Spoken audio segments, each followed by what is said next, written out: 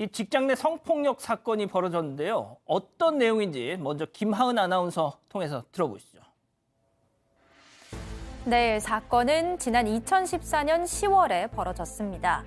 직장 회식 자리에서 한 여성에게 동료 남성 직원이 테이블 아래로 손을 잡는 등 신체적인 접촉을 했습니다. 그뿐만 아니라 유부남이었던 이 남성, 늦은 밤 몇 시간에 걸쳐 여성에게 문자를 보내기도 했는데요. 1년 후 여성은 직장을 그만두게 됩니다. 사직 의사를 밝힌 다음 날 여성이 전 직원에게 한 통의 이메일을 보냈는데요. 여기에 남성이 여성에게 보냈던 문자 메시지도 첨부했습니다. 이후 남성의 명예를 훼손했다는 혐의로 재판에 넘겨진 여성. 1심과 2심에 이어 대법원까지 가게 됐는데 과연 재판부는 어떤 판단을 내렸을까요? 진짜 회식 중에 지금 방금 테이블 아래로 손을 왜 만지작거려 왜?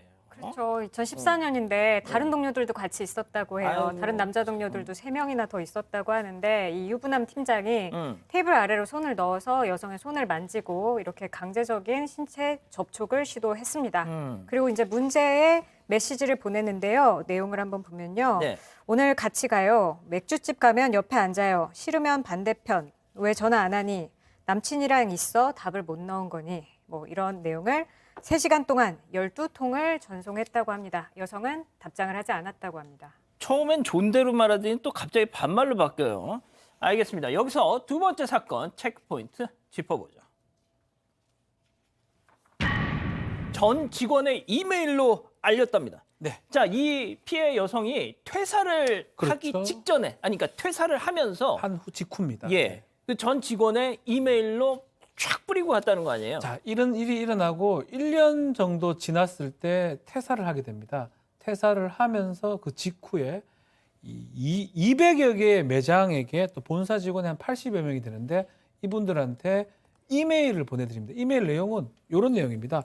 피해 여성 그 이메일이 제목이 성희롱 피해 사례에 대한 공유 및 당부의 건 이렇게 해서 팀장 얘기를 하면서 성적 수치를 느꼈다. 그렇지만 당시 그 사람이 팀장이기 때문에 불이익을 갈까봐 말하지 못했다라고 이메일을 보내면서 그 문자, 지금 얘기했던 그 문자 메시지 사진까지 첨부를 해서 다 보냈었습니다. 자, 저 팀장이 다른 팀장도 아니고 HR, 그러니까 인사팀장이에요, 승 의원님.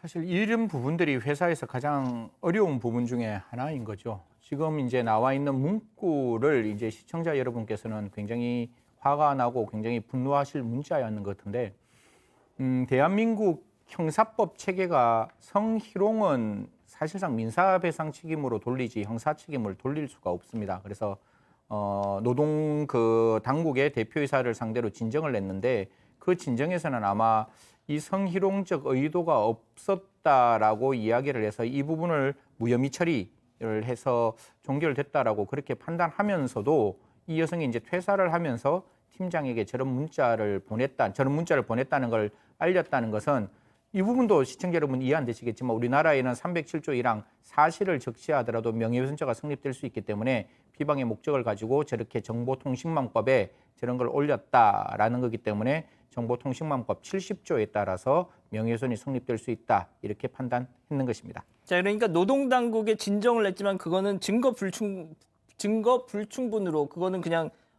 종결 처리가 돼버립니다. 그런데 지금 말씀하신 것처럼 이게 명예훼손 혐의로 재판에 넘어갔다는 건데, 그렇죠. 아니 세상에 저는 박 변호사님, 네.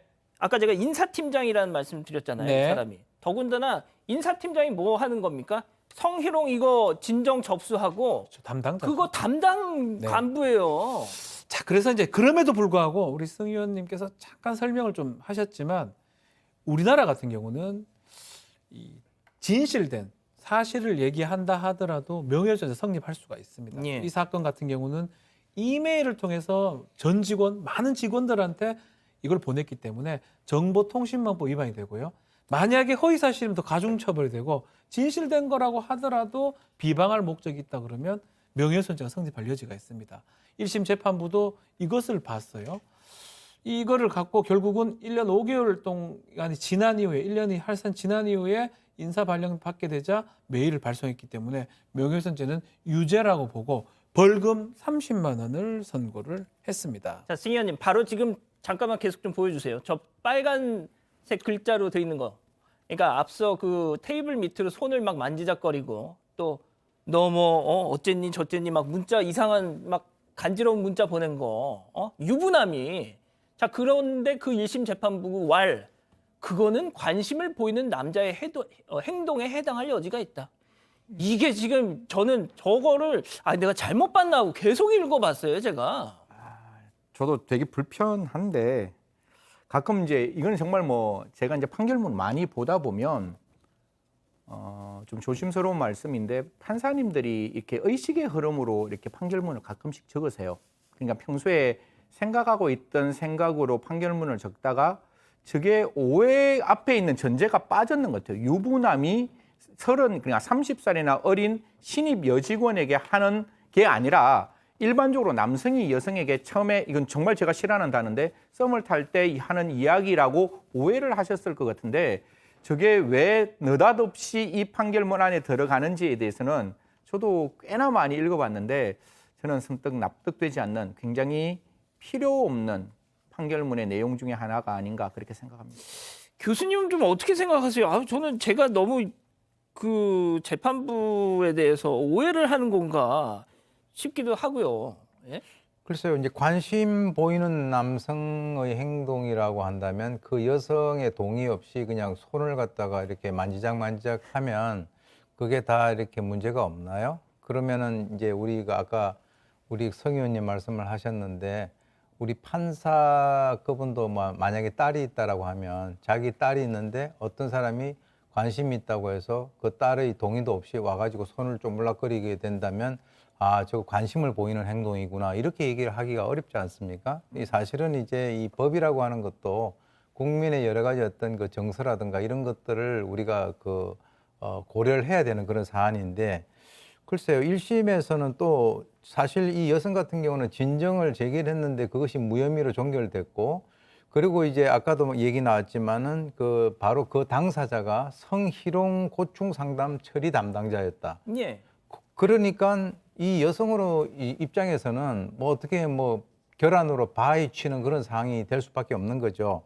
그리고 이제 그 사람 같은 경우는 그야말로 이제 고양이한테 그 생선을 갖다가 맡긴 그런 상황이 되는데 그러니까 이 여성 같은 경우는 이렇게 얘기했습니다.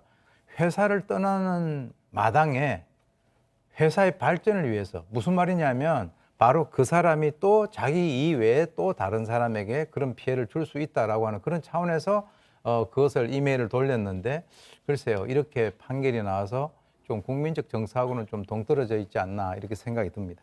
자, 1심, 2심에서는 이 여성 명예훼손 맞다, 유죄다 이렇게 판단이 나오는데 자 대법원까지 갔습니다. 이제 대법원은 조금 달리 봅니다. 가장 중요한 게 비방할 목적이 있냐 없냐 이 부분이 이 명예훼손죄를 판단하는데 가장 중요 요소인데 대법원은 1심, 2심하고 달리 이 비방할 목적에 대해서 달리 판단합니다. 이메일 자체가 성희롱 피해 사례에 대한 거고 회사 조직원들이나 구성원들한테는 공적인 관심 사안이다. 예. 이게 필요한 거기 때문에 이것이라면 팀장을 비방할 목적이 있었다고 보기 어려워서 또 거기다가 우리나라 구조 자체가 2차 피해에 대한 어떤 불안감을 가지지 않을 수 없기 때문에 나중에 퇴사를 계기로 신고하지 않다가 나중에 보냈다고 하더라도 그런 것 때문에 비방의 목적이 있었다고 보기는 어렵다라고 하면서 무죄 취지로 사실심으로 파기환송했습니다. 그러니까 정말 이 대법원이 저렇게 좀 교정을 해줬으니 망정이지. 승 의원님, 제가 1심 판결문 내용 조금만 더 설명해 드리면 앞서 관심을 보이는 행동일 수도 있다. 이것도 문제지만 이런 내용도 있어요. 피해자가 상응하는 조치를 취할 수 있었는데도 메일을 보냈다. 아니 세상에 인사팀장이면 내 인사에 대한 그 결정 권한을 쥐고 있는 사람인데 어떤 상응하는 조치를 취해요. 그 회사에 다니면서. 그러니까요. 사실 그래서 이런 어떤 성고충 처리 상담을 하는 당사자가 비위에 연결되어 있을 때는 모르겠습니다. 이 회사에 제가 컴플라이언스를 잘 모르겠지만 저희 공공기관에서는 그 사람은 분명히 그 직에서 배제되고 다른 사람이 이 사건을 들여다봐야 되는 거겠죠. 그게 우리가 흔히 말하는 기피, 회피, 재책이라는 제도가 들어가 있어야 될 텐데 만약에 이 사건에 대해서 이 사람이 직접 성고충 처리 상담의 판단까지 같이 개입했다면 사실 아까 앵커께서 주신 말씀 증거 불충분, 자기 사건에 자기가 증거를 현출할 가능성은 매우 어렵겠죠. 그래서 이런 부분에 있어서 혹시 이거를 듣고 계시는 많은 회사의 입장에서는 그 사람이 당사자면 반드시 그 사건에는 절대로 들어올 수 없도록 이제 회피 제척을 해야 되는 것이고, 이러한 선고총 처리 상담의 결과는 외부 위원들이 모여서 객관적이고 투명한 결과가 나올 수 있도록 만들어야 한다. 그게 저도 딸이 있는데 딸을 보내는 아빠가 딸을 마음 편하게 회사에 보낼 수 있는 하나의 방법이 아닌가 그렇게 생각합니다. 알겠습니다.